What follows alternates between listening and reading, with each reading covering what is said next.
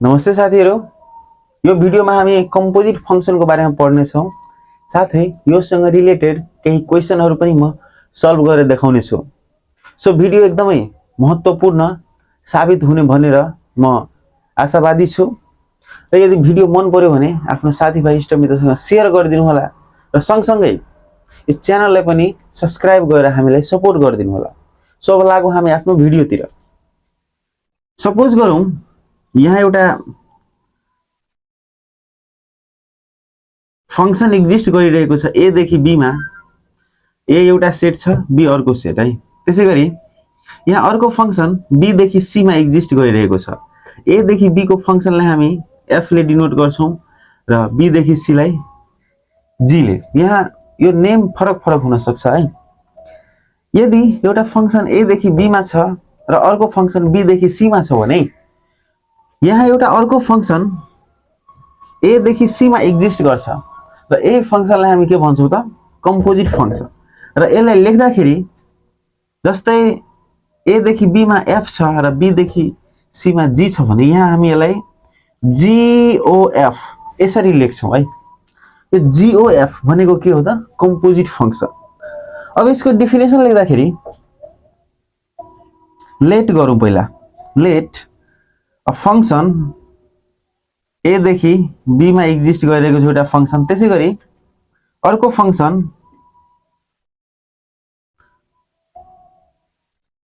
b देखि c मा exist गरिरहेको छ है। Then a new function from a to c is known as composite function.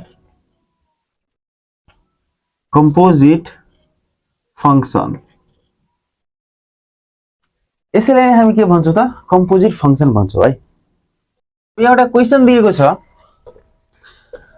जस्तै एउटा फंक्सन छ 1 2 त्यसैगरी 3 4 र 4 5 एन्ड अर्को फंक्सन छ 2 6 त्यसैगरी 4 12 र 5 15 है।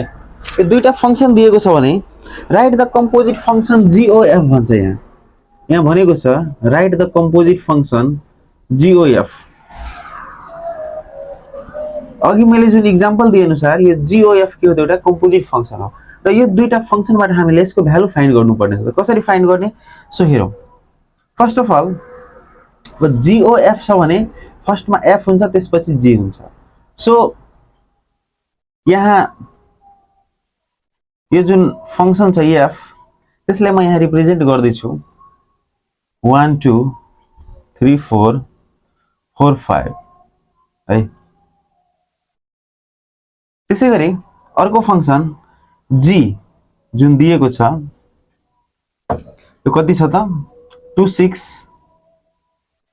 त्यसैगरी 12 4 12 र 5 15। यो डायग्राम यसरी यो फंक्सनबाट हामी बनाउन सक्छौं। अब जुन यहाँ अर्को एउटा नयाँ फंक्सन एक्जिस्ट गर्छ त्यही नै के हो त GOF। अब यसको भ्यालु हामीले लेख्दाखेरि GOF इक्वल टु कति हुन्छ 1 6 यो हुन्छ 1 6 त्यसैगरी 3 12 4 15 त्यसैगरी यहाँ अर्को एउटा क्वेशन दिएको छ a function f is given as 1 3 2 1 3 2 and g। अर्को फंक्सन छ यहाँ 1 2 2 3 and 3 1 है। यहाँ के भनेको छ find the domain range and composite function GOF। यहाँ तीनवटा कुरा यसमा फाइन्ड गर्नु भनेको छ।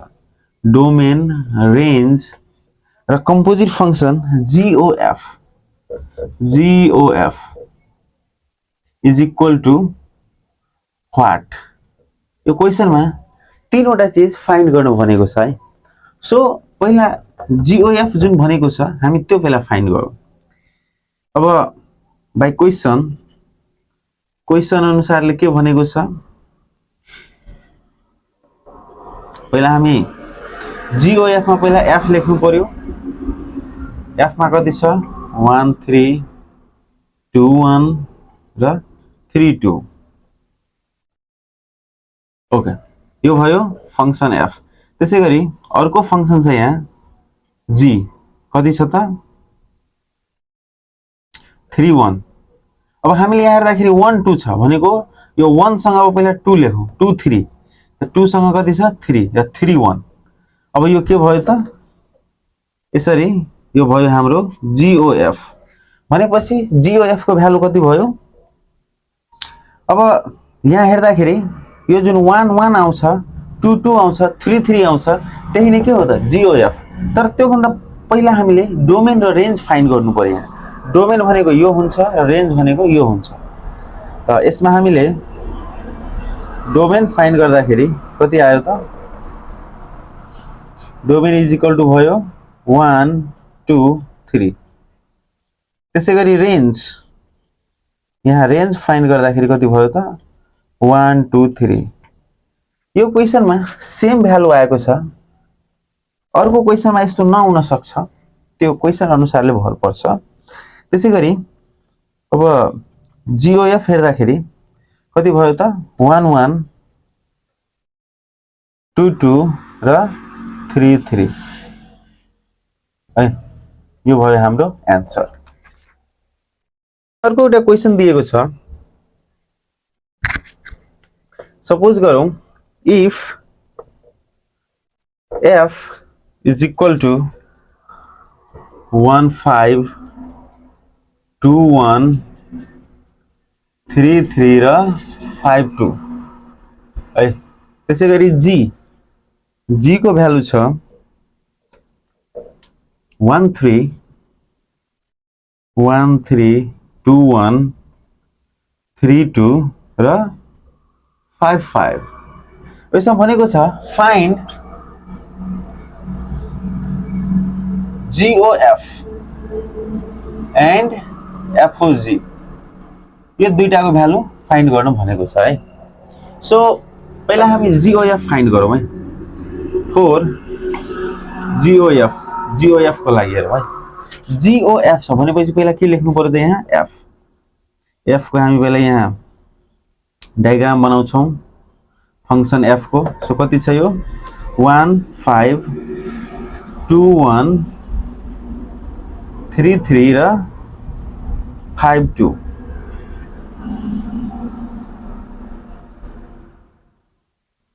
त्यसैगरी अर्को फंक्सन यहाँ हामी G बनाउँछौँ। G मा कति छ 1 3 भनेको 1 3 सँग छ 2 1 2 1 3 2 3 2 र 5 5 सँग छ है। सो यहाँ हामीले GOF फाइन्ड गर्दाखेरि कति आउँछ त, GOF को भ्यालु हुन्छ 1 5 2 3 3 2 र 5 1। ओके, त्यसैगरी 4 FOG। अब FOG को हेरौँ है। FOG छ भनेपछि सुरुमा के हुन्छ त G। सो यहाँ पहिला G को हामी लेख्छौँ, यसको भ्यालु छ 1 3 2 1 3 2 र 5 5 है।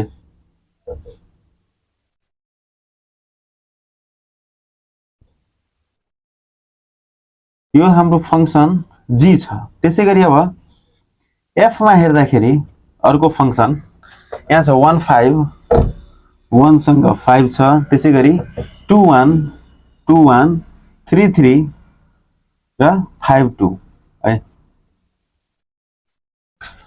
अब यो केसमा हामीले FOG को भ्यालु फाइन्ड गर्दाखेरि कति आउँछ त हेरौँ 1 3 2 5 3 1 र 5 2। त्यसैगरी यहाँ एउटा अर्को क्वेशन दिएको छ, if x plus 2 is equal to 4x plus 5 find fx and fo/fx यहाँ दुईटा कुरा फाइन्ड गर्नु भनेको छ यो क्वेशनमा fx र fo/fx कसरी फाइन्ड गर्ने हियर हामीसँग जुन फंक्सन दिएको छ त्यो कसरी दिएको छ त x plus 2 is equal to 4x plus 5 है सो अब हेरौं यो जुन छ यो fx को फर्ममा छैन यहाँ के छ त 2 पनि छ x सँग सो यसलाई हामी के गर्छौं भने late y is equal to x plus 2 यो जुन x plus 2 छ यसलाई हामीले y सपोज गर्दियौ है सो अब यसबाट x को भ्यालु फाइन्ड गरौं त x plus 2 is equal to y यसलाई यता गरेको सो x को भ्यालु कति हुन्छ y minus 2 हुन्छ है नाउ अब जुन यो fx plus 2 छ त्यसलाई हामीले y सपोज गरेको त fy को भ्यालु कति भयो त 4x plus 5 भयो अब x को भ्यालु हामीले यहाँ फाइन्ड गरेको छ त यो x मा हामी के गर्छौं भने यो भ्यालु यहाँ हाल्छौं त कति हुन्छ यो y minus 2 plus 5 is equal to 4y minus 8 plus 5 is equal to हुन्छ 4y minus 3 यो के को इक्वल भयो त fy को इक्वल भयो अब यो x लाई y लाई अब x सँग रिप्लेस यदि गर्दियौ भने हामी के पाउँछौ त fx is equal to 4x minus 3 यो भयो हाम्रो fx को भ्यालु आइसक्यो अगेन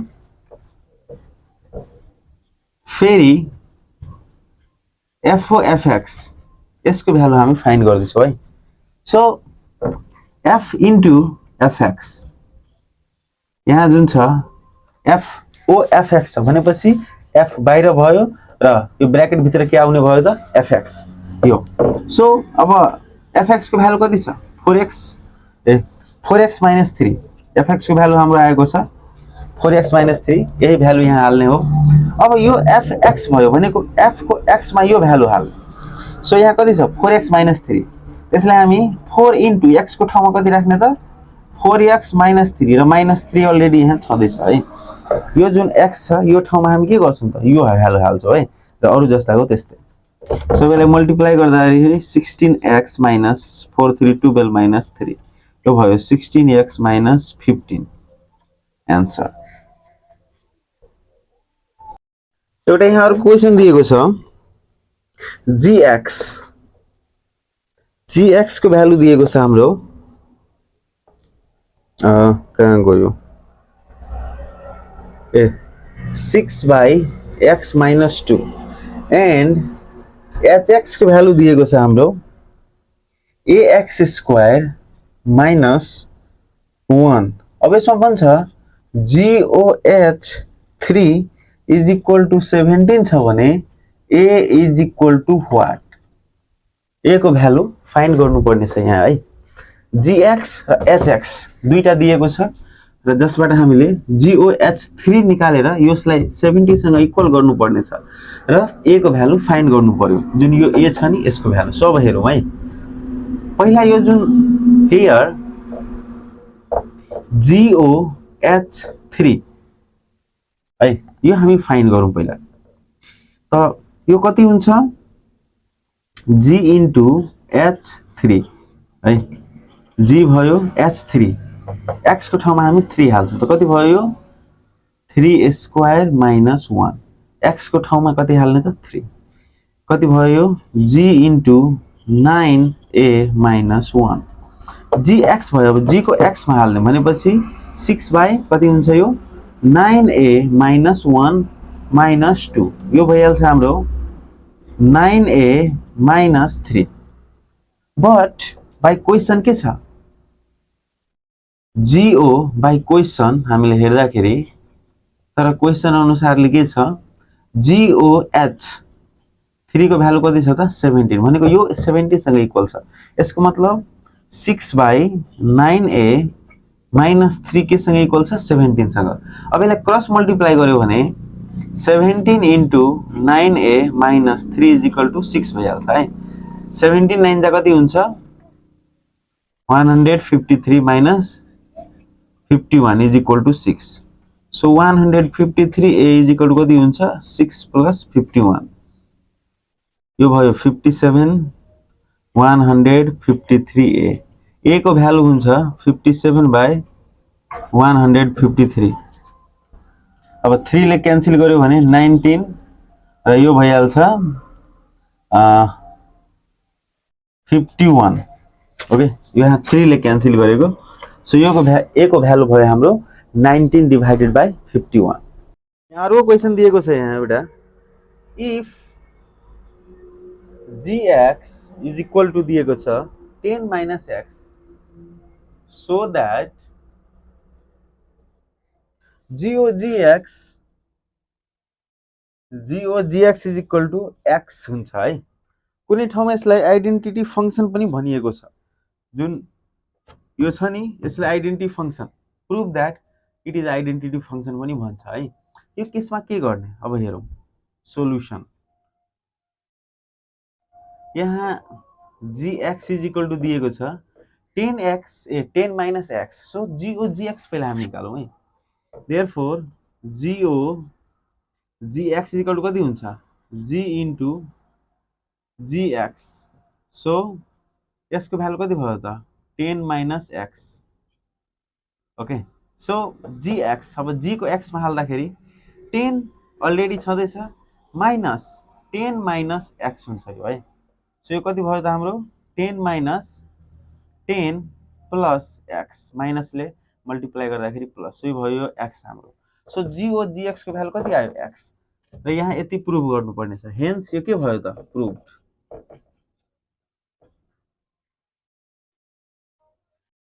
त्यसैगरी यहाँ अर्को एउटा क्वेशन दिएको छ fx इफ fx को भ्यालु दिएको छ हाम्रो 2x plus 3 र यहाँ 2x plus 3 fogx को भ्यालु दिएको छ fogx को भ्यालु दिएको छ यहाँ हाम्रो 10x plus 1 है त्यसमा के गर्नु पर्छ फाइन्ड gx यसमा हामीले gx को भ्यालु फाइन्ड गर्नु पर्यो है fx को भ्यालु दिएको छ fogx को भ्यालु दिएको छ भने यहाँ हामी के गर्छौं त gx को भ्यालु फाइन्ड गर्छौं सो कसरी फाइन्ड गर्ने हेरौं fogx इज इक्वल टु कति छ 10x plus 1 यसै गरी पनि लेख्दा हुन्छ है सो यो के भयो त f into gx है 10x plus 1 सो यो कति भयो त gx को भ्यालु कति दिएको छ हामीलाई थाहा छैन सो अब यो के भयो त fx भयो है सो f को x मा यो हालौं यो कति हुन्छ यो 2 into x को ठाउँमा गयो gx र प्लस 3 छँदैछ यो कति भयो त 10x plus 1 अब हेरौं सो यो 2 into gx र यो 3 छ यसलाई उता लगेपछि कति भयो त 10x plus 1 minus 3 सो यो भयो 10x minus 2 2gx को भ्यालु है सो gx को मात्रै कति भयो त 10x minus 2/2 अब माथि 2 कमन लियो भने 5x minus 1/2 सो यसको भ्यालु भयो हाम्रो 5x minus 1 भनेपछि यो gx सो gx को भ्यालु फाइनली 5x minus 1 आयो